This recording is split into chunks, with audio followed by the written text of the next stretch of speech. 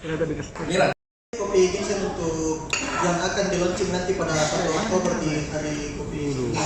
Apa alasannya begitu? Sehingga kopi ginseng yang dipilih. Rasanya untuk kopi ginseng yang manual brew kita langsung olah langsung. Sepertinya kita yang pertama buat di Makassar ya. Karena ada beberapa yang sudah dalam bentuk saset.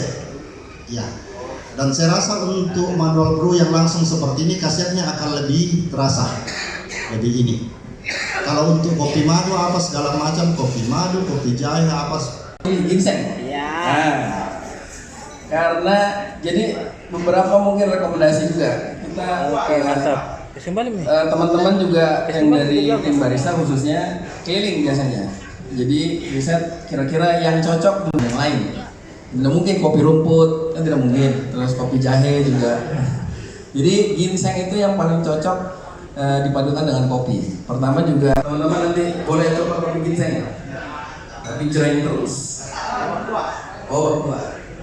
Oke, ada lagi pertanyaan terakhir sebelum kita dari baru sendiri menurut saya memang sangat mendukung tren lokal, apalagi dari produksi petani Indonesia.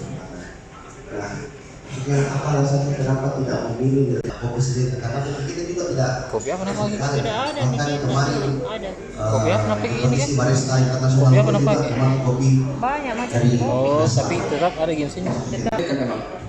Jadi tetap juga kita pasti mengangkat kopi-kopi dari Celebes, khususnya Sulawesi Selatan. Cuman juga banyak juga teman-teman atau tamu-tamu yang datang di kita itu mencari juga pilihan kopi yang lain. Jadi sebetulnya gini, kita buka kesempatan untuk banyak pilihan aja. Banyak pilihan aja, tetapi yang kita dorong Gayo, kemudian Bali, kemudian Mandailing yang termasuk rekomendasi juga di seluruh Indonesia, itu jadi pilihan, alternatif pilihan kopi Celebes, Toraja, kemudian ada Malino dan lain-lain. Mungkin itu. Wah, ada yang bertanya lagi. Untuk jenis kopi sangat banyak sekali Kak. Kalau dari UMKM misalnya yang diambil tuh, kalau Goa sendiri misalnya yang saya tahu itu bukan cuma kopi Malino, ada juga namanya kopi Majanang, begitupun mungkin di daerah-daerah lain.